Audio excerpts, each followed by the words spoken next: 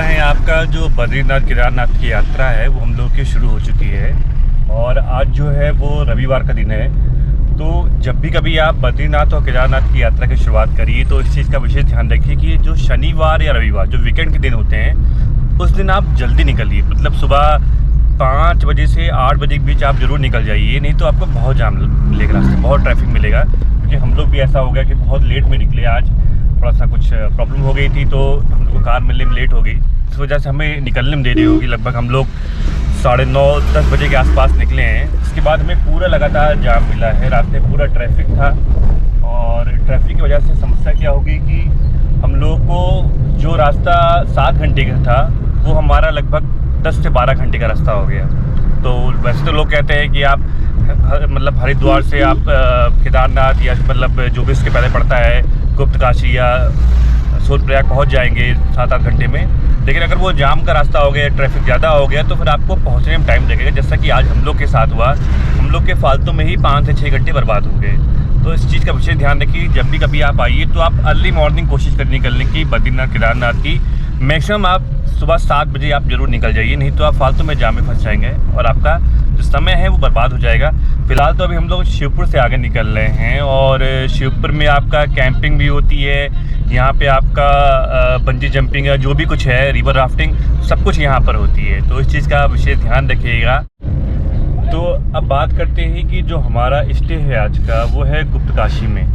तो कुछ ऐसी जगह है जिसका नाम मैं आपको बता दे रहा हूँ कि सबसे पहले आपका पड़ेगा देवप्रयाग, फिर उसके बाद कर्णप्रयाग, फिर रुद्रप्रयाग, फिर उसके बाद पड़ता है आपका बीच में पड़ेगा आपका सीतापुर, श्रीनगर, फिर उसके बाद पड़ेगा आपका सोनप्रयाग, गुप्तकाशी। मतलब ये सब कुछ ऐसी जगह हैं। हम लोग का जो स्टॉपेज है वो है आपका गुप्तकाशी, उसके बाद पड़ता है सोनप्रयाग, फिर उसके बाद पड़ता है आपका गौरीकुंड। तो मैंने आपको ये जगह इसलिए बताई कि मैक्सिमम जो आप अगर ऑनलाइन बुकिंग करेंगे या कुछ भी अगर आप रहने की व्यवस्था देखेंगे तो आपको मैक्सिमम यही सब मिलेंगे कि आप गुप्तकाशी में रुक जाइए, सीतापुर में रुक जाइए, रामनगर में रुक जाइए, रामपुर में रुक जाइए। इसके अलावा आपका पड़ता है सोनप्रयाग में रुक जाइए। तो सबसे जो बेस्ट लोकेशन है रुकने के लिए वो है आपका सोनप्रयाग। मैं इसलिए कह रहा हूँ बेस्ट लोकेशन है, रीज़न क्या है कि उसके बाद ही आपका जो गौरीकुंड है वहाँ से आपकी बस शटल सेवा चलती है। तो बस चलती है वहाँ पे, तो शटल सेवा कहते हैं, तो वहाँ से चलती है। उससे फ़ायदा क्या होगा कि आपका समय बर्बाद नहीं होगा। अगर आज हम लोग गुप्तकाशी में रुकते हैं फिर हमें सुबह अर्ली मॉर्निंग 2 बजे ही निकलना पड़ेगा सोनप्रयाग के लिए, क्योंकि हमें अगर वहाँ नहीं पहुँचेंगे तो फिर बहुत लंबी लाइन लग जाती है। क्योंकि अभी टूरिस्ट सीजन चल रहा है, पीक सीजन चल रहा है, लाखों की संख्या में श्रद्धालु आते हैं यहाँ दर्शन करने के लिए। जबकि 25 मई तक के लिए 2023 तक के लिए रजिस्ट्रेशन बंद कर दिया गया है। ऑनलाइन कोई भी व्यवस्था नहीं है कि किसी भी श्रद्धालु को ऑनलाइन रजिस्ट्रेशन से नहीं आ सकते हैं। लेकिन फिर भी जिन लोगों के पहले करवा लिए या अगर वहाँ पे चल रहा होगा ऑफलाइन, अगर उसके माध्यम से कराया है, तब भी वहाँ पहुँचने में उनको देर हो जाएगी। तो इसलिए आप कोशिश करिएगा कि आपका जो टिकट है या आपका जो रुकने की व्यवस्था है वो सोनप्रयाग में हो जाए, तो सबसे बेस्ट रहेगा आपके लिए। और जो हरिद्वार से आपका पड़ता है केदारनाथ, लगभग 290 किलोमीटर के आसपास की दूरी पड़ती है, जिसे तय करने में लगभग केदारनाथ तो और दूर है, उससे पहले अगर आपकी बात करें सोनप्रयाग तक, उसे तय करने कम से कम 7 से 8 घंटे लगते हैं। लेकिन वो डिपेंड करता है कि वेदर कैसा है, क्लाइमेट कैसा है, ट्रैफिक कैसा है। और चूँकि आज हम लोग साथ क्लाइमेट तो ठीक है लेकिन जो ट्रैफिक है वो बहुत ज़्यादा रश है। तो इस वजह से हमें जो 7 से 8 घंटे की जर्नी थी वो हमारी 10 से 11 घंटे की जर्नी हो चुकी है।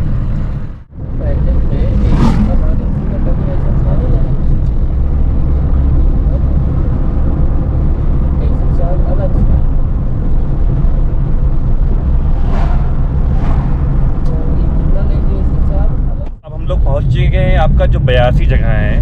मतलब जब आप निकलेंगे ऋषिकेश से तो उसके बाद तपोवन पड़ता है, शिवपुर एक जगह पड़ी थी, उसके बाद एक 82 जगह पड़ती है जो कि मेन मतलब समझ सकते छोटी सी मार्केट टाइप की है 82 में। यहाँ से लोग रिवर राफ्टिंग करते हैं, आपको कुछ होटल मिल जाएंगे, दुकानें मिल जाएंगी। तो थोड़ा सा आपको यहाँ पे गैदरिंग दिखाई पड़ेगी जहाँ पर आपको थोड़ा चहल पहल बनी रहेगी।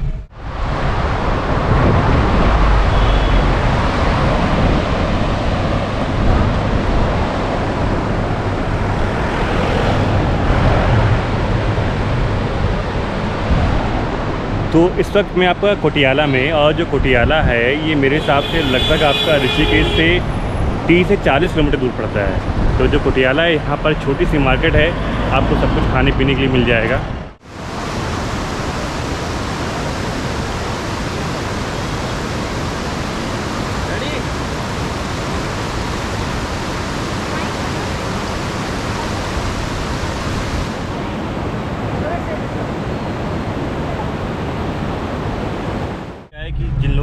केदारनाथ बद्रीनाथ अपनी कार से आना है, क्योंकि मतलब हम लोग को लगता है कि केदारनाथ बद्रीनाथ पहाड़ी एरिया पर है, जो कि है भी, हिमालय के पास है, मतलब हिमालय की रेंज में आता है आपका केदारनाथ। तो वहाँ पर हमारी कार जहाँ तक जा सकती है, क्या हम लोग कार ड्राइव कर पाएंगे? क्योंकि जो हिली एरिया ड्राइविंग होती है वो थोड़ा अलग होती है, और नॉर्मल चूँकि हम लोग जो प्लेन एरिया के जितने भी मतलब नॉर्थ साउथ वाले हैं जो प्लेन एरिया के हैं, उनको हिल एरिया की ड्राइविंग करना नहीं आती है।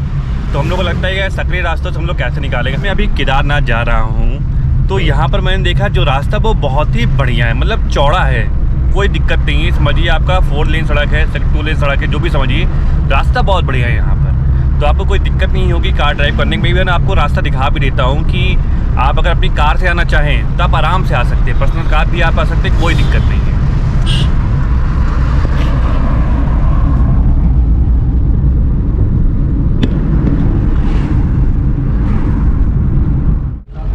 तो इस वक्त हम लोग पहुंच चुके हैं आपका देवप्रयाग।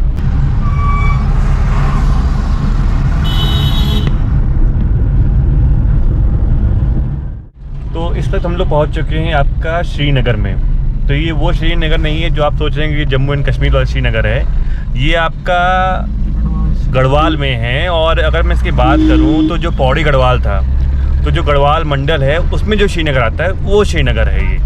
तो जो श्रीनगर है, सबसे ख़ास बात ये है कि यहाँ पर जो हमारे ड्राइवर साहब हैं, मैं इनको दिखा देता हूँ एक बार। ड्राइवर साहब, इनका नाम गुलाब चंद है, भाई साहब ने बताया हमको कि यहाँ पर बन रहा है रेलवे स्टेशन, मतलब जो कर्णप्रयाग से ऋषिकेश तक के लिए आपकी ट्रेन जाएगी। तो बहुत बढ़िया है, बोले 2024 तक बन जाएगी। अब क्या बन पाएगी नहीं बन पाएगी, लेकिन हालांकि काम चल रहा है, तो आने वाले 2-3 सालों में तो ज़रूर बन जाएगी। फिलहाल अभी 2023 चल रहा है। तो मैं श्रीनगर के बारे में बताते एक बार आपको मैं यहाँ की मार्केट दिखा देता हूँ।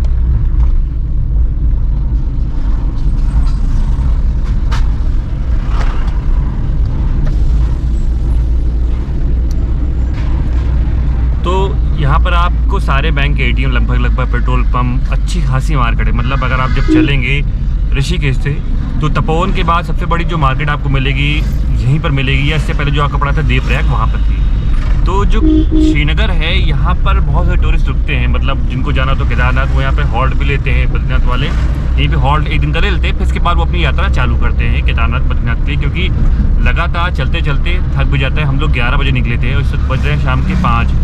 तो हम लोग की 6-7 घंटे की जर्नी हो चुकी है ऑलरेडी। ट्रैफिक ज़्यादा था इसलिए ज़्यादा टाइम लग गया। अगर मॉर्निंग निकलते तो हम लोग यहाँ पे 3 से 4 घंटे में यहाँ पर पहुँच जाते। तो जो श्रीनगर है वहाँ पर है आपका गढ़वाल यूनिवर्सिटी, अगर आप कभी नेट पर डालेंगे, जो कि अब हो गया है हेमती नंदन भगोड़ा यूनिवर्सिटी हो गई, इसका नया नाम अब चेंज हो गया है ये। तो ये थोड़ा सा प्रोमिनेंट प्लेस है, मतलब केदारनाथ बद्रीनाथ जाने वाले रूट पर। और दुकानें भी यहाँ पर है, आपको खाने पीने की भी सारी सुविधाएँ हैं, बैंक भी है, और यहाँ पर कोई चीज़ आपको दिक्कत नहीं होगी।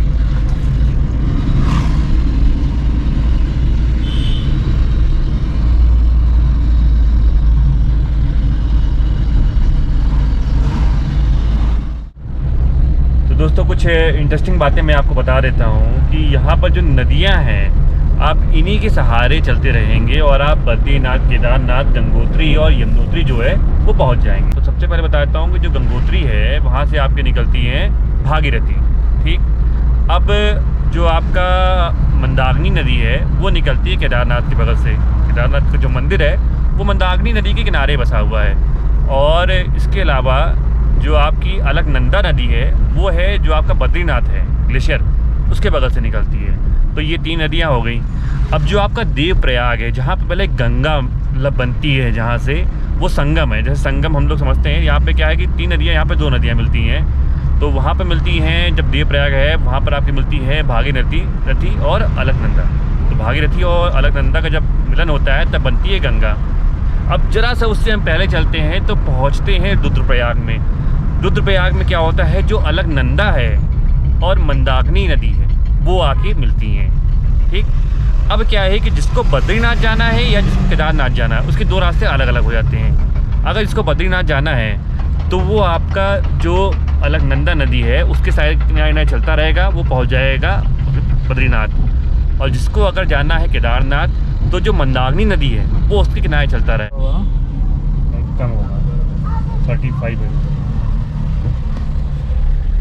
तो दोस्तों जो आपका अगस्त मुनि है, जैसा कि इसका नाम ही अगस्त मुनि है, तो ये ऋषि अगस्त के नाम पे पड़ा हुआ था इसका नाम।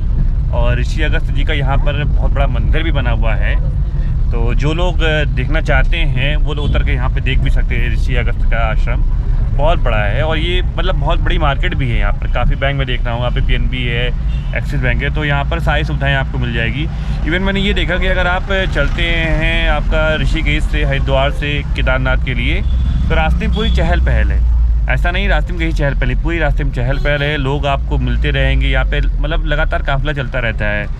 और एक चीज़ ये है कि ये केवल 4 महीनों तक ही आपको गैदरिंग दिखाई पड़ती है। जितनी मार्केट है, जितना आपको चहल पहल दिख रही होगी, वो केवल 4 महीने के लिए दिखाई पड़ेगी। उसके बाद जो चहल पहल है वो सब पूरी ख़त्म हो जाती है। रीज़न क्या है? क्योंकि जब केदारनाथ का रूट बंद हो जाता है तो फिर आगे जाने का कोई मतलब है नहीं, क्योंकि यहाँ पर सारी गाड़ियाँ लगभग केदारनाथ की ही जाती हैं। तो जब केदारनाथ का रूट बंद हो जाता है या बर्फ़ गिर जाती है या बारिश होती है, तो उस वक्त यहाँ की चहल पहल भी एकदम ख़त्म हो जाती है। ये नदी मंदाकिनी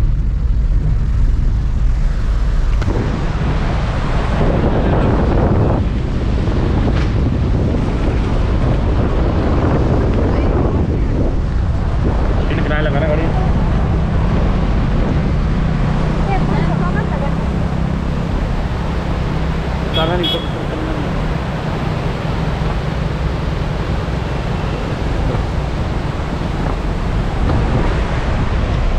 तो जो मैंने अभी आपको दिखाया ये थी आपकी मंदाकिनी नदी, जो कि केदारनाथ धाम से आ रही है।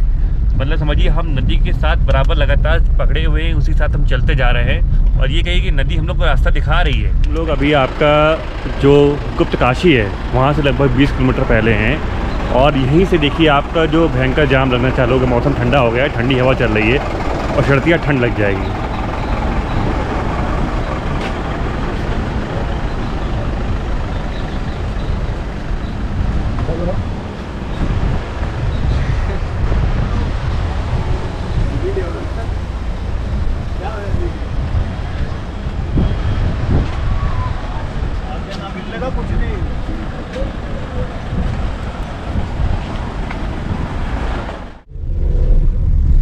दोस्तों नमस्कार, इस वक्त बजे हैं सुबह के 3 और हम लोग जा रहे हैं गुप्त काशी से सोनप्रयाग जा रहे हैं। क्योंकि जब सोनप्रयाग जाएंगे तो वहीं से हम लोग की जो फाटा है, फाटा तो मतलब बीच में पड़ जाएगा, तो वहीं से हम लोग का जो गौरीकुंड है वहाँ से हम लोग की ट्रैकिंग शुरुआत हो जाएगी।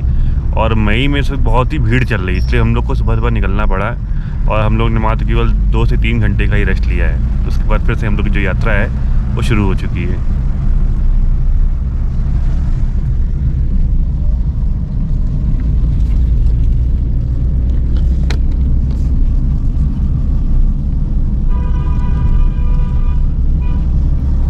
ये देखिए यहाँ पर लिखा हुआ है केदारनाथ 47 किलोमीटर और गौरीकुंड 33 किलोमीटर।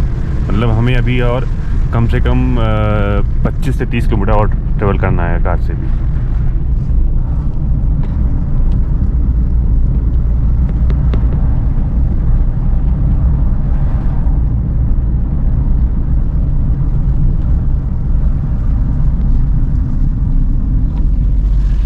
ये देखिए तो इस वक्त बज रहे हैं सुबह के 3 और पूरा सन्नाटा लग रहा है। मतलब आपको सब जगह लगेगा कि तुम सन्नाटा है, पर एक्चुअल में आधे से 1 घंटे बाद जितनी भी कार आपको यहाँ दिख रही हैं सब मतलब रेडी हो जाएंगी और सब सोनप्रयाग पहुँच जाएंगी।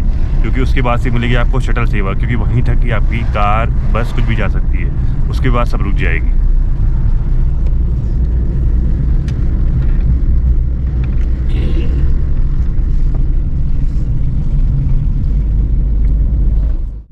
अब अभी आपका जो ये 16 किलोमीटर लंबा ट्रैक है जो कि गौरीकुंड से चालू होता है, तो हम लोग उसके लिए शुरुआत करेंगे सोनप्रयाग से। और रास्ते में आपको कई बेस कैंप मिलेंगे। बेस कैंप मतलब ये है कि वो एक ट्रांजिट कैंप है जहाँ पे आप रुक सकते हैं। अगर आपको रिफ़्रेश होना है या फिर प्रॉब्लम लग रही है आपको हेल्थ रिगार्डिंग, तो वहाँ पर आप रुक सकते हैं, थोड़ा फ्रेश हो सकते हैं। तो वो सब चीज़ें वहाँ फैसिलिटीज़ हैं। नंदी कैंप है और केदार कैंप, मतलब ऐसे बहुत से कैंप बने हुए हैं वहाँ पर जहाँ पर आप रुक सकते हैं। वो सब GM-VM के कैंप हैं। GM-VM क्या है? जैसे गढ़वाल मंडल विकास निगम, मतलब ये यहाँ की एक PSU टाइप का है जो मैनेज करता है होटल्स को और यात्रियों की सुविधाओं की चीज़ों का ध्यान रखते हुए जगह जगह इसने अपने कैंप बना रखे हैं। क्योंकि आप अक्सर देखेंगे, और मेरे तो ये है कि जब भी आप कभी यहाँ पर आइए तो पहले आप GM-VM की वेबसाइट पर चले जाइए और वहाँ जा कर के आप बुक कर लीजिए जो भी आपको आसपास चीज़ें। सोनप्रयाग मिल जाएगा आपको GM-VM का, वहाँ केवल डॉर्मेट्री है। तो मैंने बात की कल कि वहाँ पे क्या खाली, उन्होंने बोला कि खाली नहीं है। इन केस कई बार ऐसा भी होता है कि मान लीजिए आपके ऑनलाइन सारे फिल हो चुके हों पर कोई बंदा वहाँ नहीं पहुँच पाया, तो वो लोग जो भी आता है उसको अलॉट कर देते। तो ये एक रेयर केस है। मेरे साथ कल ऐसा नहीं हुआ, मुझे नहीं मिला तो मैं दूसरे होटल में जाके रुका था। तो होटल यहाँ बहुत सारे हैं, मुझे सोनप्रयाग में नहीं रुक पाया तो मैं गुप्तकाशी में रुका। तो इस तरीके से बहुत सी चीज़ें हैं। तो मैं गुप्तकाशी से जा रहा हूँ, जिससे लगभग कम से कम 30 किलोमीटर जर्नी मतलब बची रह जाती है मेरी सोनप्रयाग तक की। तो ये थोड़ा सा कुछ चीज़ें हैं जिसको आप पहले से प्री प्लानिंग कर लेंगे तो आपके लिए सुविधा रहेगी।